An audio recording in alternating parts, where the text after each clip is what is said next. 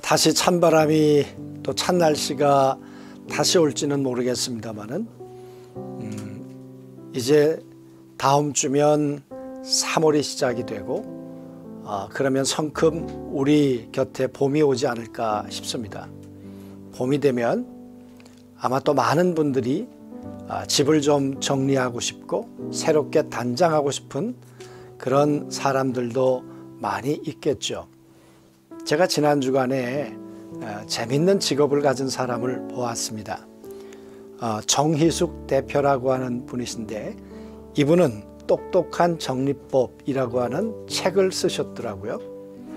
그리고는 가정을 어떻게 정리하는가 그걸 가지고 또 책을 집필해서 강의도 하시고 또 실제 집에 가서 정리하시는 일도 하시더라고요. 근데 저는 이분의 이야기를 들으면서 아주 재밌는 그런 이야기가 있었습니다. 그분이 이렇게 얘기하셨어요. 나는 할 줄 아는 게 이것밖에 없습니다.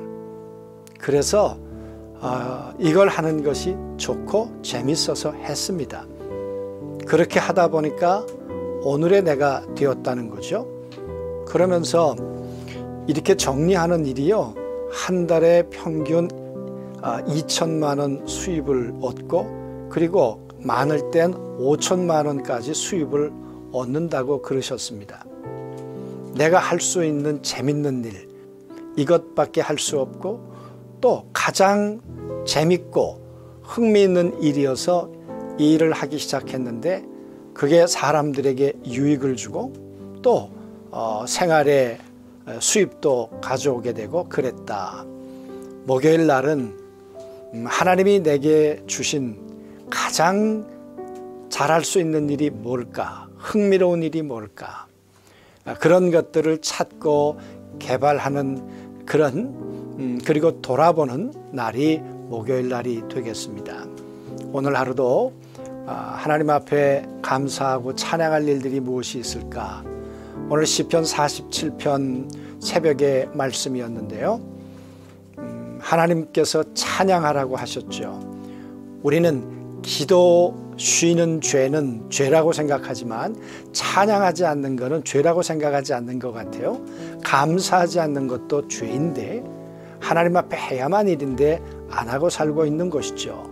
그러므로 오늘 감사와 찬양할 일들이 무엇이 있을까 한번 기록해 보시고 또 고백하면 좋을 것 같습니다. 그리고 하루 동안 죄의 유혹, 하나님 앞에 고백해야 될 또 우리의 연약한 모습은 무엇이 있을까? 매일매일 우리에게는 영적 샤워가 필요하다 그랬습니다.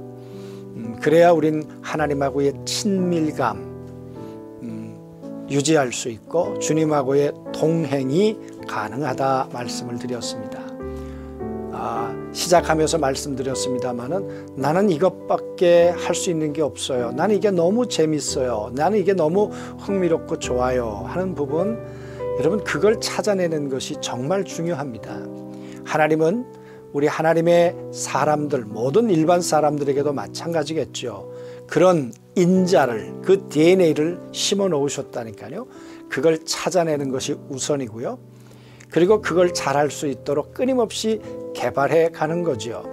말씀드렸던 그 정희숙이라고 하는 분은 그렇게 한 2천 가정을 가서 집을 정리하다 보니까 그게 은사가 개발된 거예요. 그게 책으로 나온 거예요. 강의를 하게 된 거예요. 계속 발전하고 성숙해 가게 되었던 거죠. 그러므로 내가 개발해야 될 은사와 소질은 무엇이 있을까?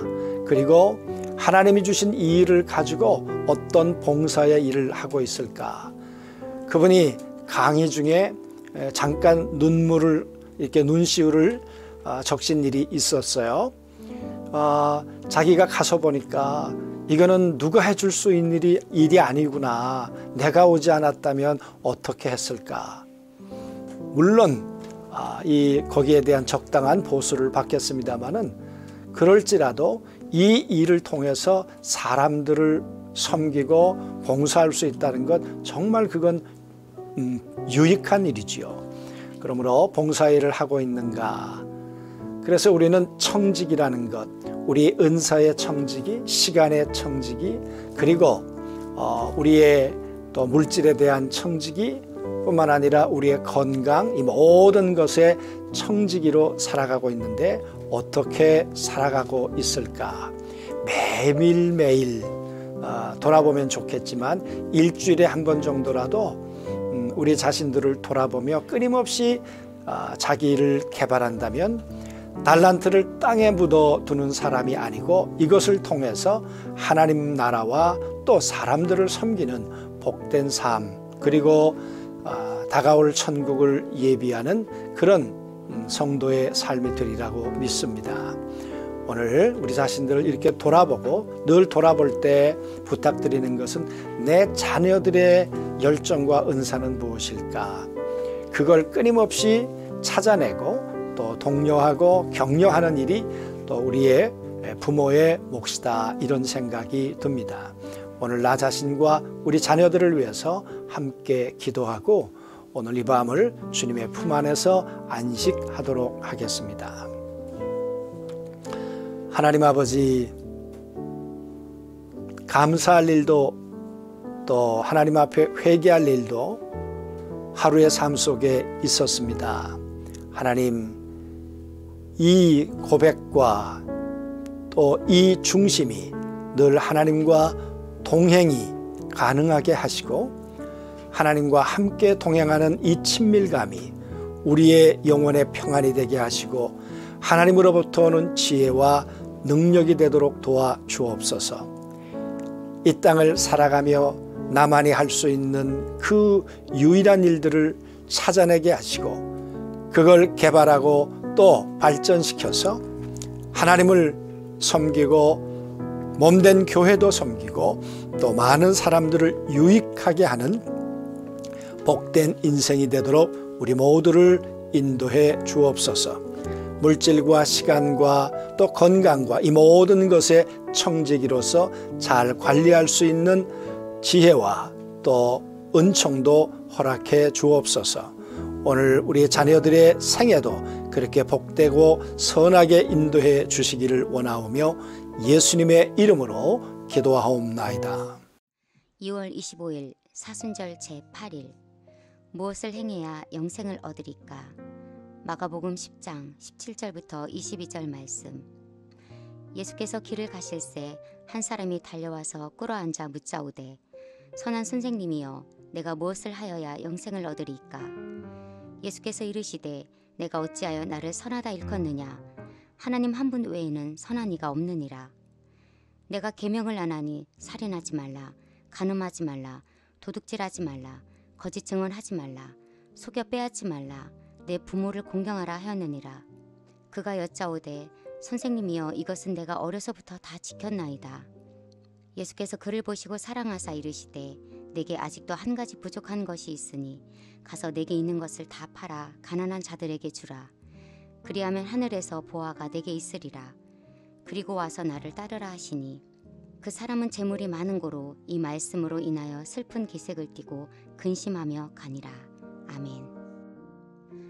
오늘 본문에 보면 한 청년이 예수님을 찾아와 선한 선생님이여 내가 무엇을 하여야 영생을 얻으리까? 라고 물었습니다.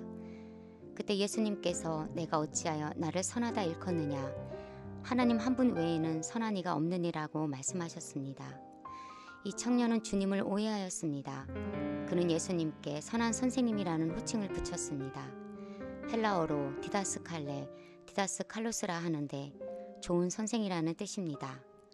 세상에는 예수님을 4대 성인 중에 하나로 믿고 가르치는 사람들이 많습니다. 또는 위대한 스승이나 선생님으로 생각하는 사람도 많습니다. 그러나 더 큰 문제는 영생에 대한 오해입니다. 유대인의 관원이요 부자인 청년은 이렇게 묻습니다. 내가 무엇을 하여야 영생을 얻으리이까? 이것은 영생이 어떤 행위로 이루어지는 것으로 생각한 것입니다. 여기 무엇을 하여야 라는 헬라어는 티포이에소인데 그 뜻은 내가 무엇을 행해야 합니까? 라는 뜻입니다. 영생이 어떤 행위나 업적으로 얻어지는 것으로 생각한 것입니다.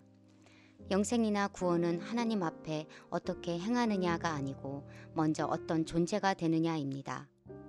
그러므로 바른 질문은 무엇을 해야 하느냐가 아니고 어떻게 해야 하느냐가 되어야 합니다. 그 청년은 이미 십계명을 지키는 것으로 충분한 자기 행위를 가지고 있다고 생각을 했습니다.